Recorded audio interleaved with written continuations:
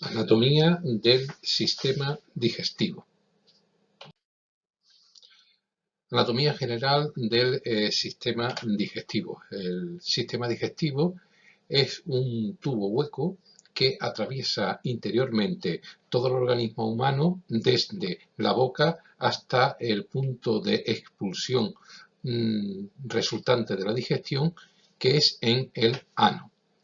A este tubo se le van a verter una serie de secreciones glandulares de diferente tipo y de diferente tamaño. Las glándulas, que pueden ser desde glándulas unicelulares que están en la misma luz del aparato digestivo, a glándulas de grandes dimensiones como pueden ser el propio hígado,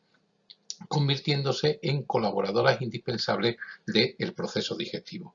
Aquí tendremos el sistema digestivo representado, donde vemos que empezamos con el primer órgano, que es a nivel de la boca, donde nos vamos a encontrar la lengua, y vemos cómo esta boca se va a comunicar inicialmente con la faringe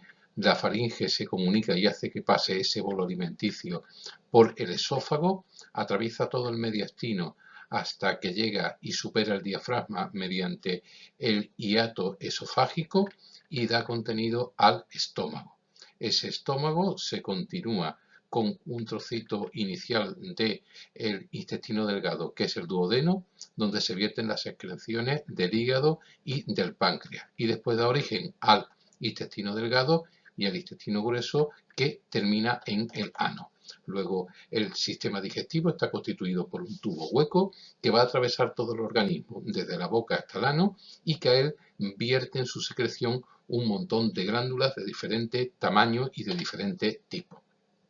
Para que ese bolo alimenticio, para que esa mezcla de los alimentos y de las glándulas, de las secreciones producidas por las glándulas, progrese por el tubo digestivo, existen una serie de movimientos que son necesarios para hacerlo progresar. Y esos movimientos se llaman movimientos peristálticos. Consisten en una estrangulación del tubo por la parte anterior a donde está entrando ese bolo alimenticio, que va progresando de manera sistémica desde la boca hasta el ano, lo que hace que ese contenido alimenticio avance por ese tubo. Son contracciones ondulatorias de esos músculos del aparato digestivo que van a estar controlados por el sistema nervioso autónomo. Van a estar controlados por el sistema simpático y por el sistema parasimpático. En general, anatómicamente, el aparato digestivo está compuesto por la boca, que hemos dicho que es la parte en la cual va a ingresar el alimento previo a su proceso digestivo, con sus glándulas salivares anexas, continuadas por la faringe, por a continuación el esófago, que está en el mediastino, en la parte superior del tórax, para continuarse atravesando el diafragma al estómago, que es el que estoy señalando ahora mismo, y este estómago tiene una primera porción del intestino delgado, que es el duodeno, y después tiene gran cantidad de intestino delgado, cuya función fundamental va a ser la encargada de la absorción de esos alimentos. Cuando ya se han absorbido esos alimentos, el intestino delgado, a través de una válvula que ya estudiaremos, pasa el contenido digerido hacia el intestino grueso en sus diferentes porciones, que va a terminar en el ano. Y a esta parte anatómica, pues como ya he dicho, existen una serie de glándulas anejas que vierten su secreción al aparato digestivo, como son las glándulas salivares, como es el propio hígado, como son las glándulas gástricas, el páncreas o las glándulas intestinales. En este esquema, pues reproducimos toda la anatomía del sistema digestivo, donde empezamos, como ya hemos dicho, por la parte superior, donde tenemos la boca y la lengua, continúa con la faringe y el esófago, pasamos el diafragma, que estaría situado aquí, y pasamos desde la cavidad torácica a la cavidad abdominal, donde tenemos aquí el estómago, la primera porción del intestino delgado, que es el duodeno, donde se van a vertir las glándulas, las secreciones de las glándulas anejas que están aquí representadas, hígado y páncreas. Después tenemos todo el intestino delgado con cada una de sus partes, el yeyunio, el ileón y el ilio, Y después tenemos el intestino grueso con sus diferentes partes, como es el colon ascendente, el colon transverso, el colon descendente, el sigma, el recto y finalmente el ano. Ahí tenéis representada todo lo que sería una visión general de lo que es la anatomía del sistema digestivo. ¿Cuáles son los procesos principales que ocurren a cada nivel? Bueno, pues a nivel de boca, fundamentalmente lo que se va a producir es la ingestión, masticación y deglución de lo que inicialmente será el bolo digestivo. Por la boca introducimos los alimentos que se van a encargar de la nutrición y tenemos inicialmente que triturarlo. Una vez que está formado el bolo alimenticio, se va a transportar a través de la faringe y el esófago hasta que llega al estómago, y allí en el estómago va a sufrir una digestión química mediante la secreción de ácido clorhídrico y una ruptura mecánica por una serie de contracciones violentas de movimientos peristálticos del propio estómago, además de una pequeña absorción de agua. Y esa papilla lechosa va a pasar al intestino delgado, donde se va a producir una digestión química y una digestión mecánica, y donde fundamentalmente se va a producir la absorción de los nutrientes a la sangre. El resto de las sustancias que quedan después de esta absorción pasan al intestino grueso, donde se va a producir fundamentalmente la absorción de agua, de electrolitos y la producción de algunos compuestos vitamínicos, como el complejo vitamínico B y el complejo de la vitamina K, para después finalizar en el recto y en el ano, produciendo la defecación de materia orgánica que no es digerible y que no es aprovechable. Pues vamos a empezar el estudio de la anatomía del sistema digestivo. Y vamos a empezar pues, por el primer órgano que nos encontramos, que es la boca. La boca va a estar constituida fundamentalmente por los labios y los carrillos, y sabéis que es la que se encarga de la entrada de los alimentos en el aparato digestivo, se encarga de trocearlo y de comenzar la digestión fundamentalmente de unos glúcidos complejos que son los polisacáridos. Y como ya he dicho, tiene una serie de partes y órganos con funciones específicas. Aquí nos vamos a referir fundamentalmente al continente mecánico, a los labios y a los carrillos. Los labios son las formaciones carnosas que delimitan el orificio bucal. Tiene una base muscular, como todos vosotros ya conocéis, que se llama el músculo orbicular de los labios, y numerosas terminaciones sensibles que van a permitir pues distinguir la temperatura, distinguir el sabor, inclusive con la base muscular que tiene, pues va a permitir su cierre, que es muy importante para permitir, junto con los carrillos o mejillas, la masticación, que es la primera función de la boca. Los carrillos y las mejillas, como yo he dicho, son láminas carnosas que unen la mandíbula inferior con la mandíbula superior o con el resto del cráneo, cerrando la cavidad bucal y haciendo una cavidad cerrada.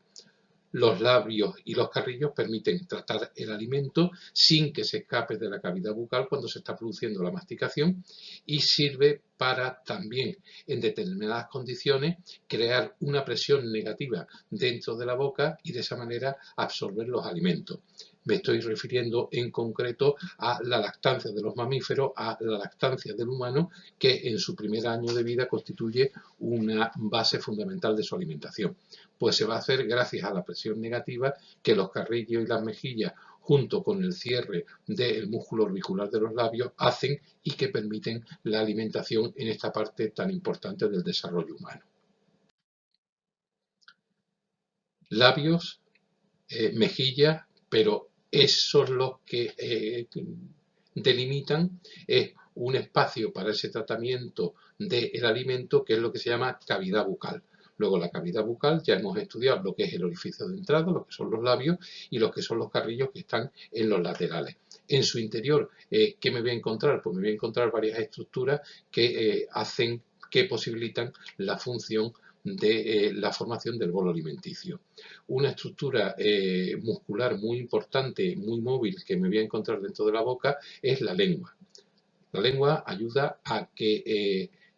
se produzca esa trituración del alimento que es sólido mediante un mecanismo que se llama mecanismo de masticación, y la lengua lo que va a hacer es distribuir ese alimento hacia unos útiles cortantes que se denominan dientes. También la lengua va a colaborar en la succión de los alimentos líquidos y también va a permitir la deglución. Y en la parte final de la lengua nos vamos a encontrar con receptores del gusto y también contribuye a lo que se denomina el lenguaje. Y para finalizar la anatomía de la boca, tenemos que incluir también un poco cómo son y cuáles son los dientes que van a jugar un papel fundamental en la masticación para formar lo que sería el bolo alimenticio. Ahí tenéis un dibujo donde os represento esa estructura, que son piezas muy duras,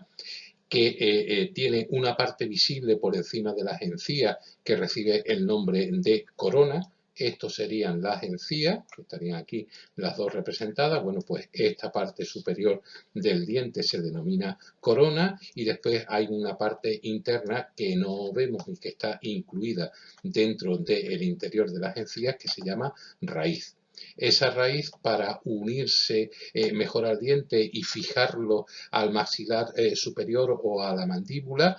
tiene una estructura que es el cemento, que le da unión importante. Es un tejido conectivo rico en sales minerales y que forma la pieza, une la pieza dental a lo que es la mandíbula.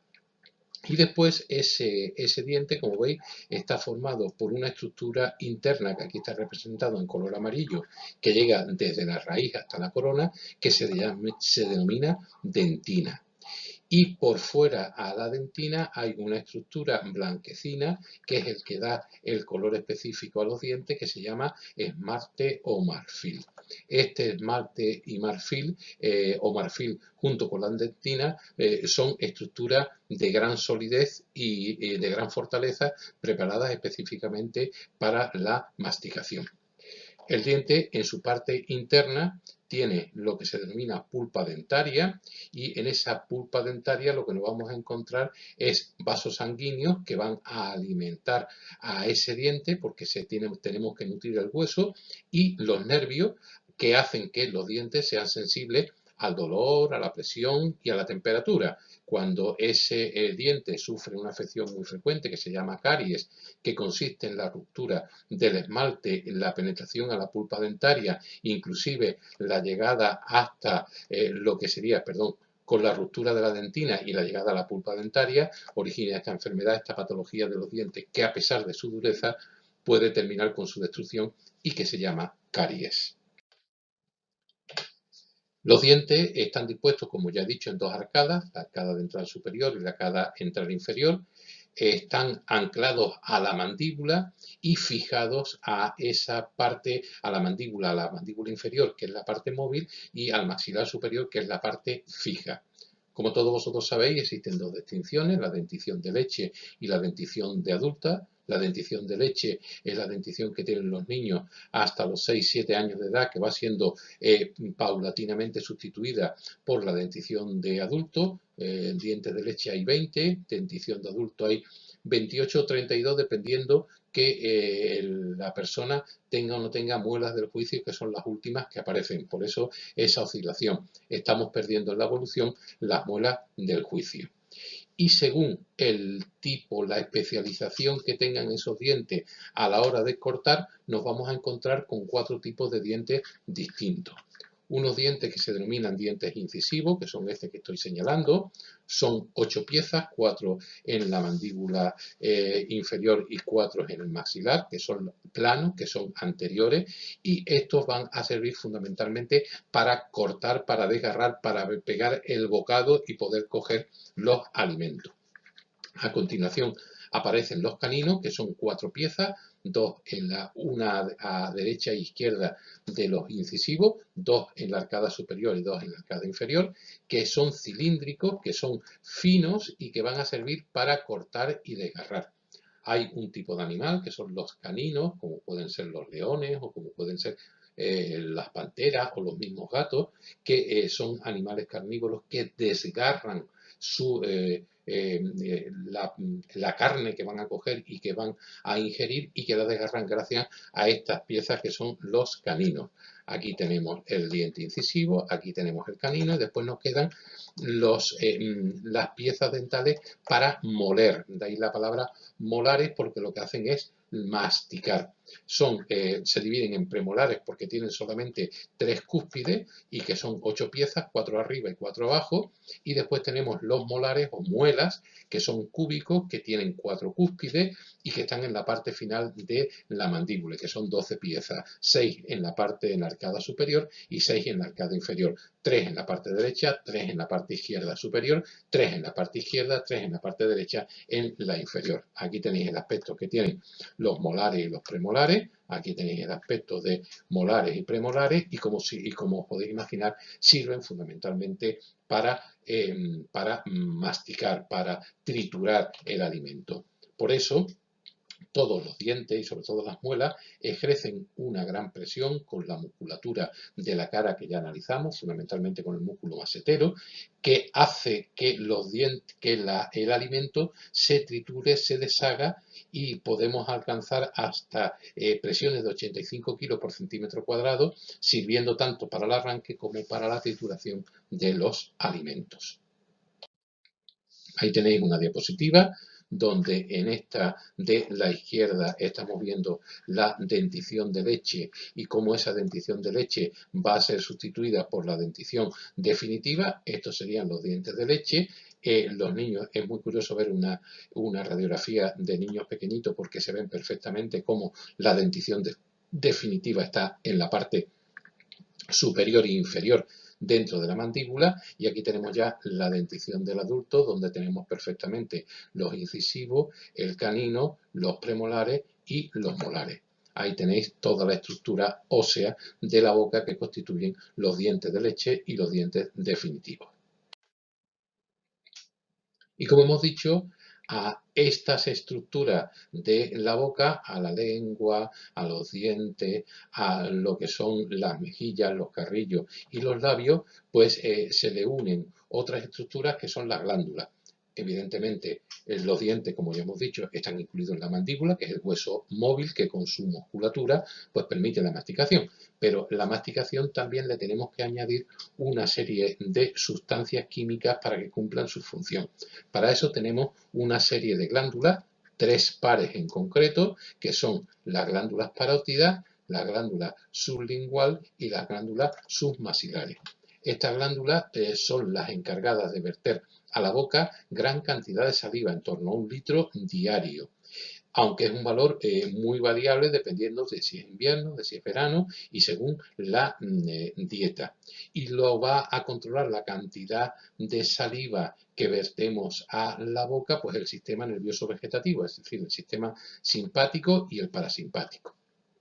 Aquí tenéis otra imagen donde tenéis la glándula parótida con su conducto hasta la boca, la glándula submasilar y la glándula sublingual. Estas 3 glándulas producen gran cantidad de saliva, en torno a 1 litro, que en su mayoría, casi en el 100%, en el 99% es agua, o que también van a tener sales minerales disueltas como cloro, bicarbonato, alguna sustancia orgánica y va a tener también algún tipo de mucus como la mucina, que es un polisacárido que sirve para disminuir el rozamiento. Y tiene unas enzimas muy importantes que son las amilasas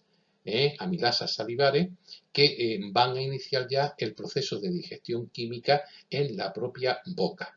Además, esta amilasa, junto a otras sustancias como es la lisocima de la saliva, van a tener función defensiva, función bactericida, porque siempre en la masticación nos podemos producir múltiples heridas en la boca y esta sustancia, fundamentalmente, insisto, en la lisocima, va a servir para que se curen rápidamente esas heridas. En la boca prácticamente las heridas no se infectan casi nunca y todos tenemos la imagen de que cualquier animal cuando se hiere alguna de sus extremidades o tiene alguna herida en su cuerpo, lo que intenta es lamerla para ponerle grandes cantidades de lisocima, que es una especie de antibiótico que evita las infecciones. Ya hemos ido diciendo a lo largo de la explicación para qué sirve la boca, cuál es la fisiología de la boca. Y ya os he dicho que tiene una digestión mecánica, el alimento que entra por la boca es un alimento sólido más o menos compactado y sufre una digestión mecánica por la cual es triturado por los dientes y mezclado con la saliva, y en esa saliva pues lleva determinado tipo de sustancia, como hemos dicho que es la tialina salivar o como es la amilasa, que inician una digestión química. Sí es verdad que es una digestión química muy limitada, que se limita a la hidrólisis del almidón o de la maltosa, pero va ayudando a esa digestión y forma una estructura, una masa que se llama bolo alimenticio, que es la consistencia y que da inicio al proceso digestivo. Por tanto, podemos decir que la boca sirve para formar ese bolo digestivo, sirve para la deglución, sirve o va a servir para mezclar los diferentes tipos de alimentos y también va a jugar un papel muy importante, y veremos que en eso va a jugar un papel importantísimo la lengua para saborear los alimentos. Todos tenemos nuestros gustos alimenticios diferentes y es directamente la lengua la que tiene unas estructuras que se llaman papilas gustativas, ordenadas de una manera muy fija, que nos van detectando los diferentes tipos de sabores contradictorios que existen, el dulce y el amargo, el ácido y el básico, y de esa manera pues podemos coger y podemos paladear la comida. Toda esta mezcla se hace con saliva que, como ya hemos dicho, va a tener funciones específicas. Va a servir para humedecer el alimento y tener siempre húmeda la garganta y la boca, y de esta manera favorecer la deglución, disminuyendo el rozamiento en el tubo digestivo. Como ya he dicho, va a ser el inicio de la digestión química y de la digestión del almidón, pero también al tener esa sustancia con propiedades bactericidas, pues va a ser capaz de limpiar la cavidad bucal y de proteger la boca y los dientes de determinadas infecciones. La boca se va a comunicar con un conducto común al aparato digestivo y al aparato respiratorio que se llama faringe. La faringe, como ya he dicho, comunica la cavidad nasal y la cavidad bucal con el esófago y con la laringe. Mide entre 11 a 14 centímetros y está constituida por una mucosa con gran cantidad de glándulas que se van a encargar de producir gran secreción de mucus para favorecer el tránsito del bolo alimenticio. Además, como ya vosotros conocéis, posee una válvula que se llama epiglotis, que es capaz de regular el tránsito de ese bolo digestivo hacia el estómago y no hacia la vía respiratoria. Eso lo tenemos puesto en esta imagen, donde veis aquí el bolo alimenticio que está situado en la boca, cómo gracias a los mecanismos de deglución va a pasar por la faringe, que es lo que estamos viendo aquí, y cómo esta estructura, que es la epiglotis, impide que el bolo alimenticio se vaya hacia la vía respiratoria produciendo asfixia y pase por la faringe hacia el esófago. Bueno, pues esta faringe en sus proximidades van a poseer unas estructuras linfoides que son las amígdalas, que sirven para proteger de infecciones tanto a la cavidad nasal, las amígdalas adenoides, la parte esofágica y sobre todo la laringe. La faringe tiene la función de que mediante la deglución va a hacer que el bolo alimenticio pase desde la boca al esófago. Y este paso va a estar catalizado, va a estar regulado por unos movimientos que se denominan movimientos peristálticos de la faringe. Son una serie de contracciones ondulatorias que tiene la musculatura en general de todo el aparato digestivo y que comienzan a nivel de la faringe. Ese bolo alimenticio, como estáis viendo perfectamente en este GIF animado que tenemos aquí, vemos que el bolo alimenticio en amarillo pasa desde la boca hacia la faringe y vemos como la epiglotis es capaz de cerrar el acceso a la vía respiratoria, ahí tendríamos las cuerdas bucales, y vemos cómo va a trasladar ese bolo alimenticio al esófago, y de ese esófago va a pasar el bolo alimenticio al estómago. El trocito de faringe, como vemos, es fundamentalmente para la deglución, pero también es paso común de aire desde la cavidad nasal o desde la cavidad bucal a la laringe y a la tráquea. Y también tiene una función muy curiosa como caja de resonancia de la voz. A la hora de producir los sonidos que os recuerdo que eran con estas inclusiones tendidosas que teníamos en la laringe, la faringe va a jugar un papel importante a la hora de la resonancia. Vamos a ver una imagen muy curiosa de cómo se produce la deglución en los humanos, cómo el bolo alimenticio empieza con la masticación en la boca, se hace ingiriendo un contraste radiopaco y cómo va a pasar perfectamente faringe y después hacia el esófago.